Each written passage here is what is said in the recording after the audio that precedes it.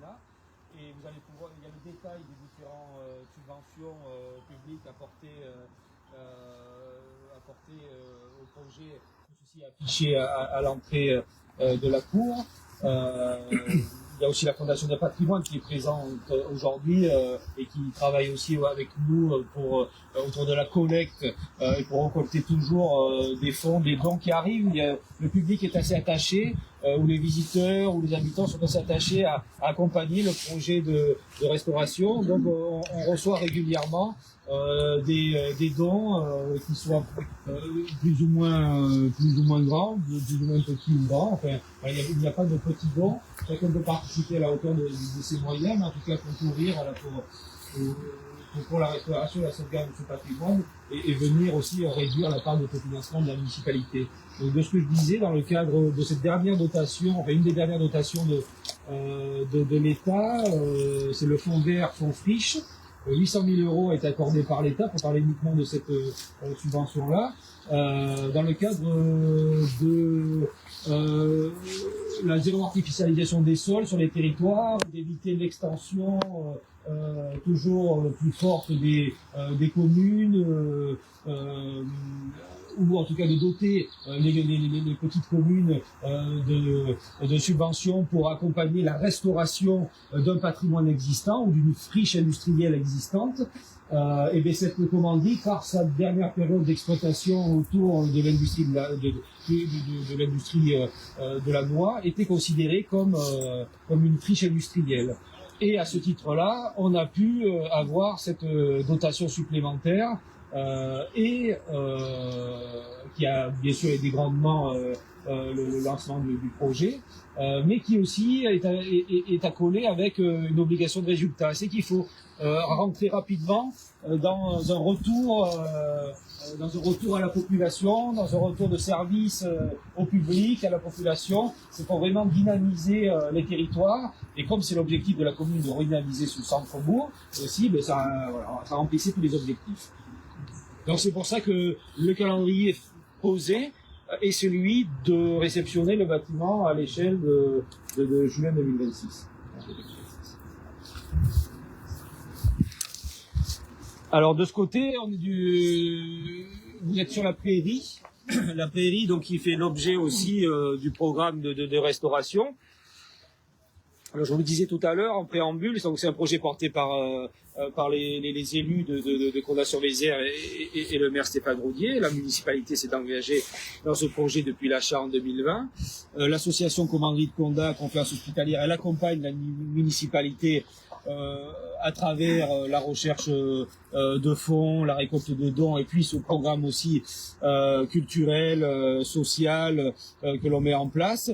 On travaille là avec des étudiants de l'école du paysage de Limoges, bientôt de Bordeaux et de Versailles, à la conception d'un jardin. Alors entre une partie dans la cour de la commanderie, plutôt sur les jardins médiévaux. On a retrouvé les traces de jardins médiévaux, bien sûr, à la commanderie de Condat, surtout de vergers. La plantation de plus de 300 arbres fruitiers qui participaient à la production alimentaire de l'Ordre et de cette période. Et donc d'ailleurs le verger était beaucoup plus large, il dépassait de l'autre côté de la route aujourd'hui existante et de l'autre côté de la Grange d'Ilière sur les plans les plus anciens que l'on a pu retrouver. Donc on veut retrouver les traces de cette histoire des jardins médiévaux, et puis dans cette partie-là, une partie plus basée sur les essences et les parfums pour retrouver ce lien entre l'Orient et l'Occident. Voilà, c'est quelque chose que l'on travaille parce que cette commanderie à Condat de l'ordre de Saint-Jean de Jérusalem, de Rhodes et de Malte, elle est très liée bien sûr à toute l'histoire en Orient, entre les périodes de bataille il y a eu aussi des périodes d'échange, voilà, on veut se rappeler, on le rappelle aussi à travers les conférences, aujourd'hui, voilà, ces liens qui a pu exister, ou en tout cas comment aussi l'Occident s'est nourri de toutes les techniques, que ce soit les techniques agricoles ou d'autres techniques qui pouvaient émaner directement d'Orient, que ça soit l'histoire des parfums ou l'histoire de l'essence, de l'huile essentielle, l'histoire de l'alambic.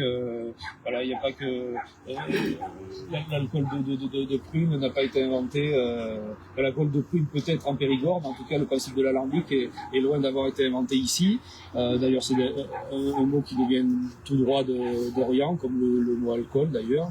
Voilà, donc on aime bien à rappeler un peu tous ces liens-là, comment les différentes civilisations, ou en tout cas de cette période-là, se sont nourries aussi entre les périodes de conflits ou de dégâts qui ont pu être causés par-ci par-là. Donc un jardin autour des parfums, et puis un jardin autour des savoir-faire. Il y a la volonté de la municipalité de créer une oserie conservatoire. Il y a un travail qui est fait depuis plusieurs années pour récolter sur le territoire des anciennes variétés d'osier, de sol, qui sont liées à la pratique de tressage qui a pu exister aussi par le passé. Et là, on va retrouver ces savoir-faire à travers une production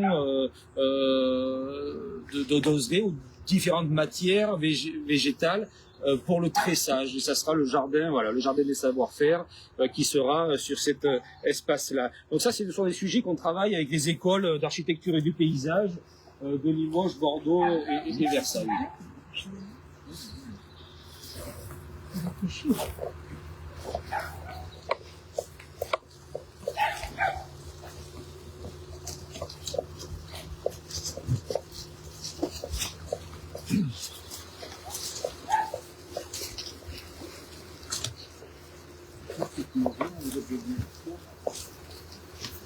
Alors cette maison, il y a eu une grosse discussion sur cette maison. Il y a pour l'instant, cette maison elle sert un peu quartier général pour les réunions tous les mercredis, les réunions de chantier avec les artisans et puis les élus, les architectes. Et elle sert aussi de locaux techniques pour certains artisans. Donc voilà, elle a son utilité pour l'instant. C'est vrai que il y a plusieurs idées pour cette maison. Il y a une idée de la retirer complètement pour retrouver la perspective du parc, enfin des jardins. Lorsqu'on se trouve dans la cour de la commanderie, avoir la perspective ouverte sur les jardins, et puis lorsqu'on sera sur les jardins, avoir la perspective ouverte sur la commanderie. Donc il y a cette idée de l'enlever. Après, ça va aussi être une question de moyens, bien sûr de volonté, mais de décision. Voilà, c'est pas encore tranché aujourd'hui, mais toutes les idées sont sur la table. La retirer, garder une trace peut-être en même temps que la conception des jardins, garder une trace matérialisée, peut-être au sol, des pans de murs où de la végétation pourrait pousser, peut-être on pourrait retrouver un lien avec aussi une certaine culture en palmettes notamment, les fruitiers voilà plaqués sur cette mur, ou les rosiers, ou le houblon grimpant. Voilà, il y a plusieurs idées qui sont en train d'être réfléchies. Mais voilà, tout le monde a son idée sur cette maison.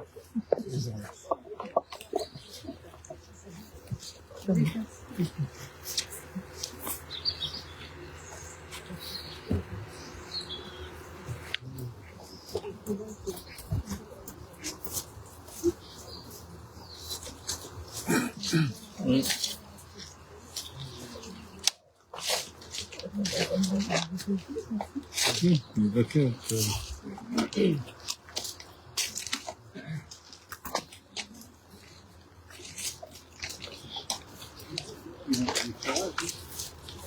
Oui, il y a plusieurs fourrages qui ont été faits, soit pour consolider, soit pour les structures de montage. les supports techniques, les supports d'approche, et le sondage au sol aussi pour voir ce qui existait. Donc là, on est plutôt sur la partie des communs agricoles qui sont en pleine restauration, qui font partie aussi entièrement du projet de vie et de la commanderie ou de la future dynamique souhaitée autour de cette redynamisation du centre-bourg de Condat-sur-Vézère, avec la réouverture d'une rue piétonne. Vous voyez, c'est cette allée entre les bâtiments de part et d'autre qui revient sur la route que vous connaissez, qui peut retourner dans le Condat aussi médiéval et revenir aussi sur le devant de la ville ou sur le côté du quartier du Stade, par exemple.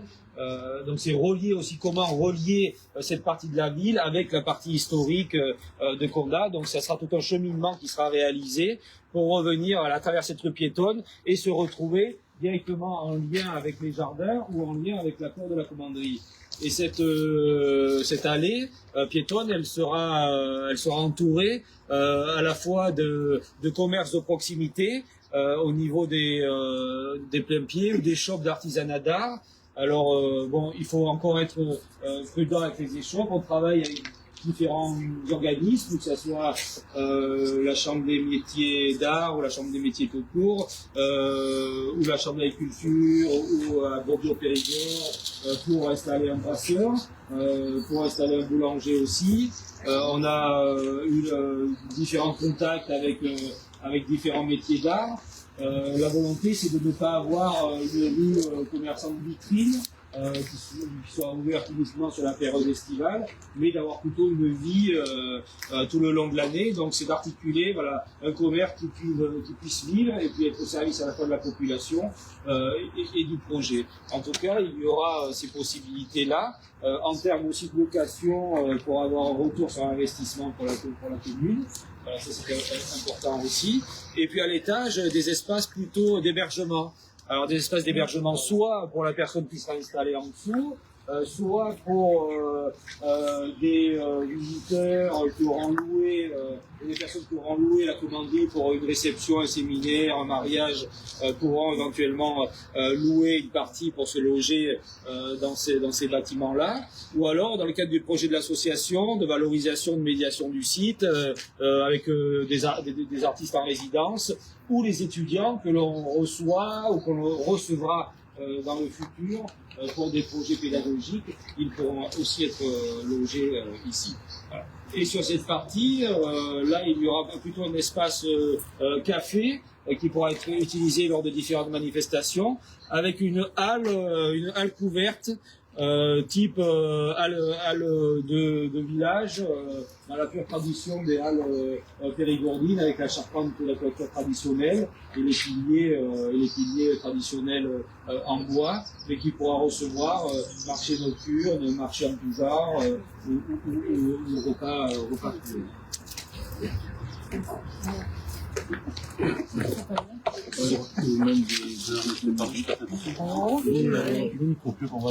C'est juste pour recevoir l'information de la future RAN.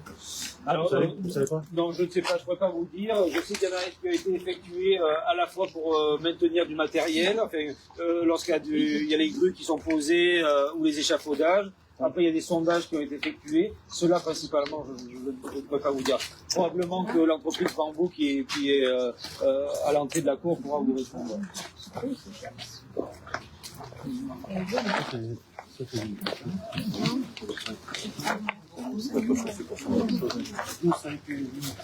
En place, ça serait un radio pour faire les fondations pour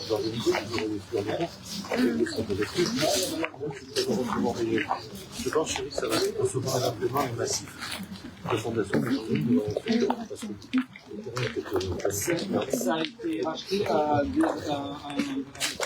châteaux.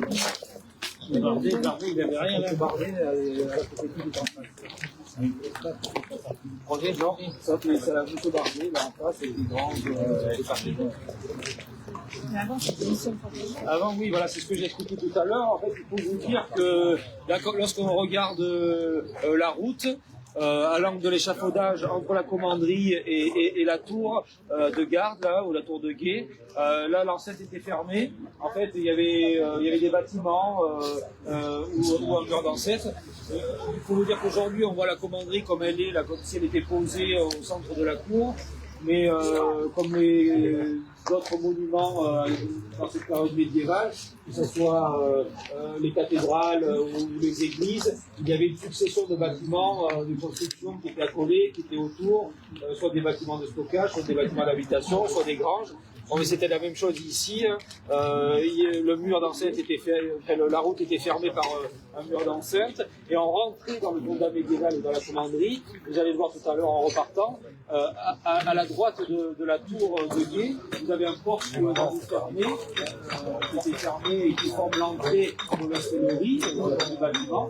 Mais ça, c'était l'entrée du condat médiéval. On passait sous les bâtiments et on ressortait sous la fenêtre bleue là, que vous voyez. On ressortait ici et on payait le droit de passage pour rentrer dans le condat médiéval. Enfin, en tout cas, ceux qui rentraient avec certaines denrées de commerce ou autres payaient un droit de passage pour rentrer. Et puis c'était une enceinte de garde aussi. On était sur une commanderie qui était quand même fermée, léger. Donc, il avait tous les dispositifs. Bonjour. Bonjour. Mais bon, ça a bien 5 minutes, mais ouais. C'est bientôt. Tu veux le mode d'emploi? Comment? Tu veux le mode d'emploi?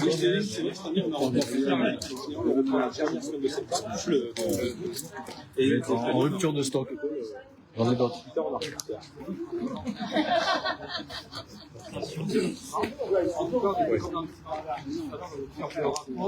Il fallait élever, produire. Ça taillait avec ça. Il y avait plusieurs personnes qui travaillaient. C'est un taillon, ça? Ah, trop bien. Non, c'est le taillon? Oui, c'est le taillon. Les chevaliers pour le passage, les commandeurs Ah, si tout le monde veut pas, ça va pas avancer.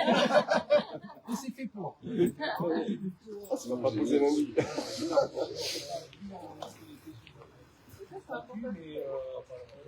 souvent commandeur, mais ensuite il y avait un intendant qui était chargé. D'ailleurs, quand les commandeurs successifs se rendaient au siège de l'ordre de Malte, ici, ils retrouvaient la plupart du temps la commanderie plutôt dégradée, liée à une période soit de bataille, soit de révolution au niveau de la population, soit des batailles guerres qu'il y a eu quand même sur notre territoire. Et chaque commandeur a apporté, on lit dans les archives, a apporté un peu sa pierre à l'édifice, avec sa volonté de vouloir restaurer de telle ou telle façon, de surélever tel ou tel bâtiment, de retirer tel ou tel autre bâtiment. Donc on a perdu d'autres bâtiments, et puis ensuite on peut lire sur les murs de la commanderie, on a une architecture médiévale, elle vaut le temps. On a du 15e, 18e, on a des différentes périodes, on est sur les fenêtres, les entourages de fenêtres, les fenêtres. On est sur une succession de périodes historiques que l'on détaillera par la suite dans l'histoire du site, dans le futur espace. Ah, ça fait. Oh, il reste ton projet. Oui,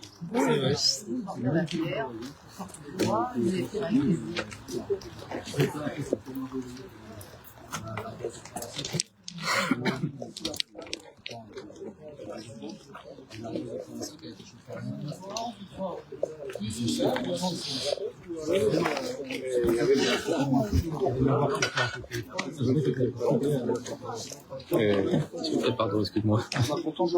Merci.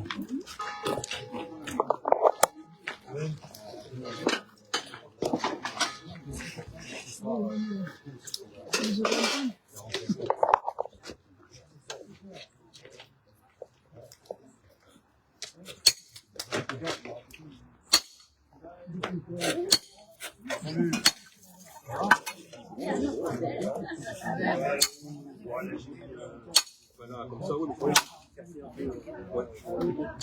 Mais sinon, en vrai.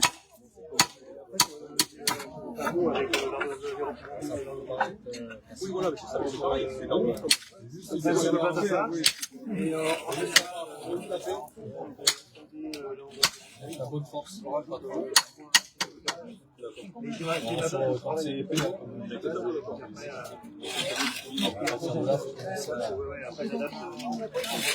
En plus, ils sont fait travailler les déchets. Là, quand je vais ouvrir un petit peu le déchet, le petit pot qui descend à l'intérieur, et c'est lui qui va mettre les déchets sous pression. Il va les mettre en tension.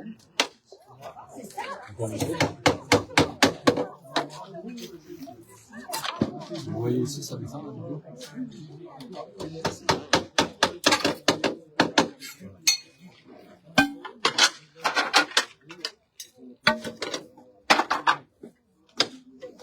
On arrive à quelle épaisseur hein? Entre 5 et 8 à peu près. 5 et 8.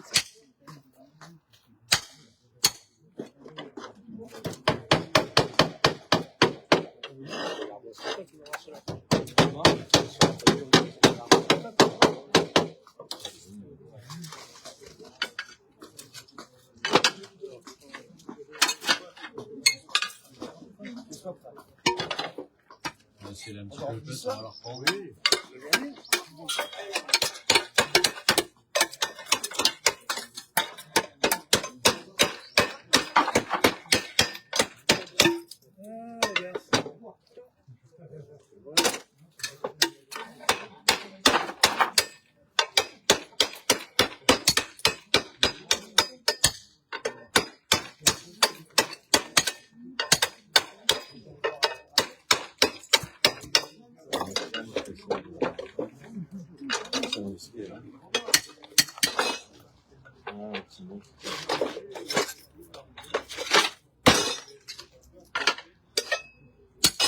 Quelques risques. Ouais.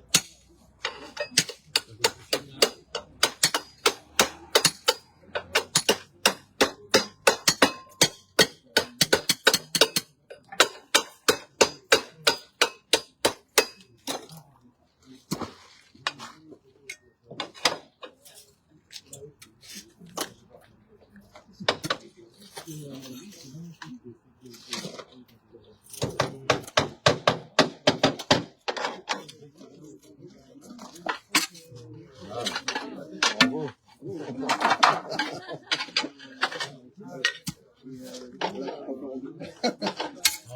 Il faut savoir se le donner. Faut pas être trop fier. Voilà, faut savoir dire on arrête là.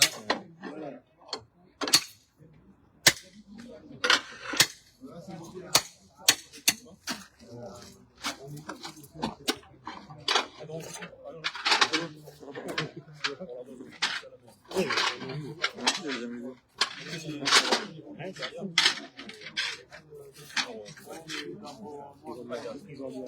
passe de ça à ça. On va réussir à adapter la technique comme ça. C'est lui qui fait normalement. Non, à la carrière, il retaille. Là, pour l'instant, il refond. Ouais. Après, il retaille après.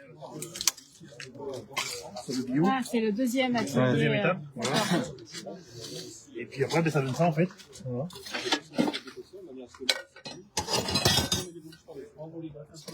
Et après, ça donne ça, et puis après, moi, je dépose. Voilà. Il y en a qui méritent sa place derrière. Et ça retombe.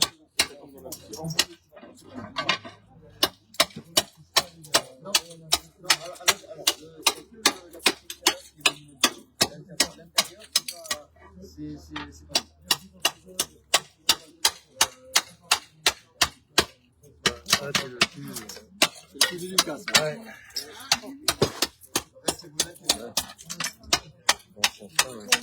Il y a une dimension standard. Non. Non. En fait, eux, ils fabriquent comme, en C'est fonction un de peu comme ça vient. comme ça vient. Comme c'est possible. Et après, nous, on la coupe toute la rue, par longueur. Et puis après, on part des plus grandes. Voilà. Oui, après les largeurs, c'est toute largeur, mais nous, on fait tout par longueur. Ça nous permet de calculer après nos au point en fait. Oui, comme Et puis on met les plus grandes en bas, les plus petites à la fin. Et donc tout est trié. 1 cm par Et centimètre. dans votre activité, ce qu'il faut garder en tête, c'est qu'il y a 80% de personnes. Ah ouais. 80%. C'est énorme, 80%. Ouais, mais là, quand on taille dans le travers du bah par oui. exemple, à chaque Ah bah fois, oui, la bien vie sûr. est réduite. Contre-fil, comme ça, C'est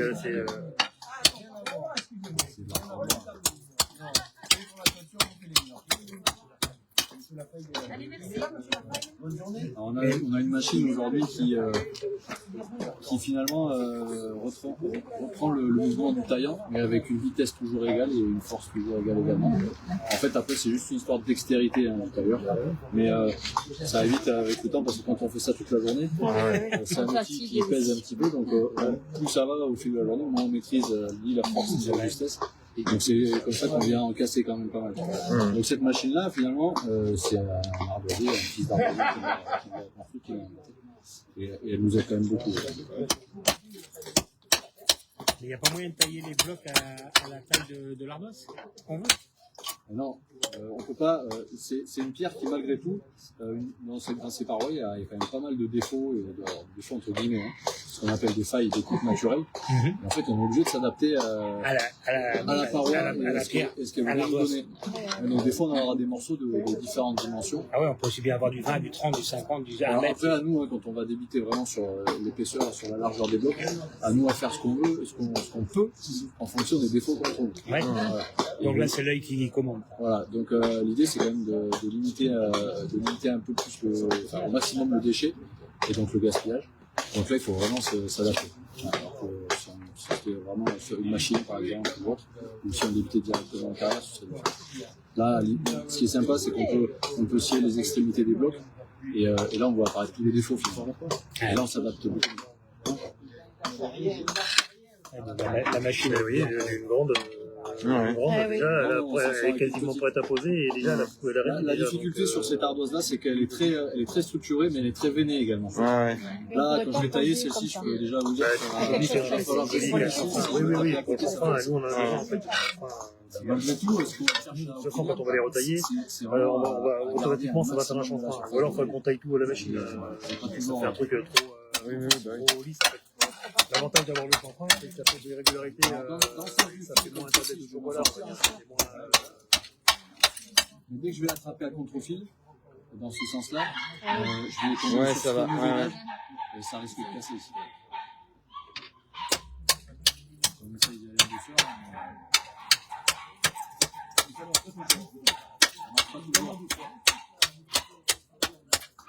Voilà, si, ça marchait là.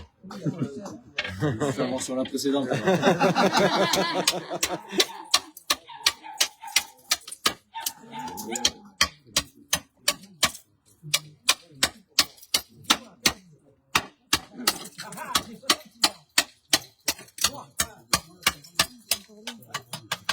Voilà, c'est remis. Et ainsi de suite. C'est vendable. C'est vendable. Ensuite, on passe la main. Bravo. C'est chouette. Ouais, bah moi, je vais finir là. C'est la concession. Taper sur le dos. Les deux, quand même, quand on taille une ardoise, elles ne sont pas toujours d'épaisseur équivalente partout. Hein. Donc évidemment, c'est le plus épais en bas. Si c'est le plus épais en haut, ça va. Et après, ça bascule, ouais.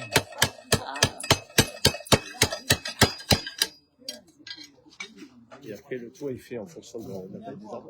Vous essayez d'être plus ou moins régulier. Nous, ce qu'on produit, Ouais. on produit un certain métrage, Ouais. un mètre carré. Ensuite, le coureur, lui, il adapte ses bureaux en fonction de tu vas trier toutes les ardoises une par une, comme celles qu'on a produites. Voilà. Et en fonction de ça, il calcule c'est le bureau. Ah, ok, d'accord. Après, c'est Ah ouais, d'accord. nous, on fait expliquer La palette. Ensuite, passe la main. Évidemment, l'idée, c'est d'avoir des ardoises les plus grandes possibles au départ. De façon qu'on puisse y avoir.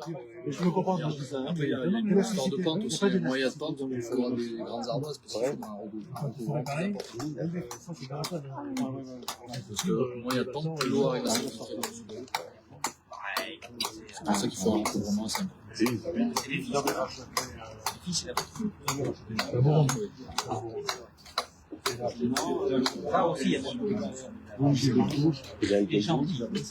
Celle-ci, c'est à la sac. À la sac. C'est pas qui a fait la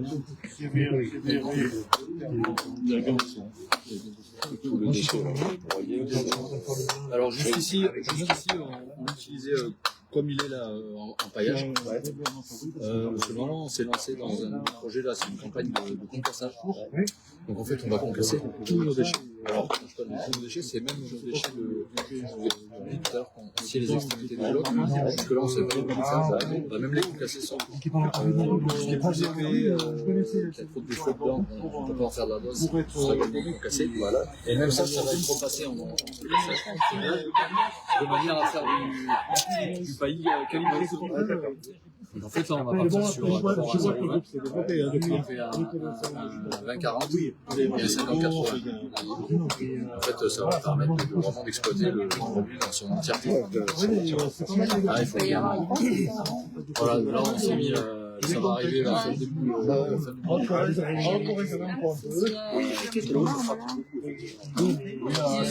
donnera ça calibré. Aujourd'hui, ce qu'on va trouver en magasin, type Leroy Merlin, etc., le paillage, c'est tout calibré, ça vient d'Espagne. Là, aujourd'hui, on pourra faire ces conférences-là. Parce qu'aujourd'hui, c'est vrai que quelqu'un à qui on va vendre ce genre de paillis, il n'a pas envie de s'embêter à devoir recasser des morceaux.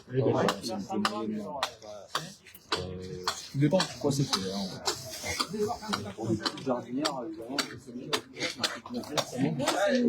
Les gens qui ne sont pas du tout du bâtiment, ça permet d'expliquer aux gens vraiment comment ça se passe.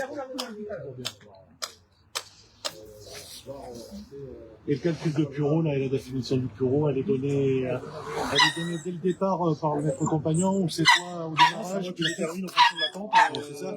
Après, les gens qui ont c'est ça. Après, par rapport à ça, c'est-à-dire que on est toujours sur les hypothèses vent, neige, tout ça. Ça n'a pas changé. Donc là-bas, il n'a pas changé depuis les années 70. Si, alors tu sais que ça a changé un petit peu, parce que moi, par rapport à mon abac que j'ai moi, par rapport au niveau que j'ai vu les jeunes avaient, là, maintenant ils ont beaucoup plus arrondi. Par exemple, moi, l'abac me disait, par exemple, il y a des endroits à 67 mm de recouvrement, ou 73, ou maintenant ils ont arrondi, c'est 75, ou 70, ou tu vois, ils ont arrondi au supérieur, bien souvent. À l'époque où j'étais en brevet technicien en BTS, on avait encore ces carnets, ces recouvrements et ces types de bureaux selon les expositions. C'est ça. C'était pas les comprends, effectivement. C'était pas les comprends. Tu vois, le vin, il n'y a pas de comprends. C'est la magie, c'est sa casquette. Alors, On ne sait pas depuis le temps. non, vous êtes né, c'est votre père? Eh ben alors, vous êtes né où? À Sainte. Donc, bravo, Sainte, j'adore. Ça commence à être l'Atlantique en montant vers la Bretagne. Avec toute cette énergie. Avec le thème de 2000 ans. J'ai fait louper l'école pour les enfants pour aller en Bretagne. Ah oui, il faut, oui. Et donc, alors, je suis la France. 18 ans? Non, il y en a qui ont 17 000 années de vie. C'est bébé qui a failli nous parler. Et là, vous êtes content ou là, c'est pas? Non, je pense. Ça fait, je me déchancer. Je comprends Et voilà, beaucoup de choses. Il n'y a pas longtemps, on m'a demandé de faire une grande plaque pour faire du steak.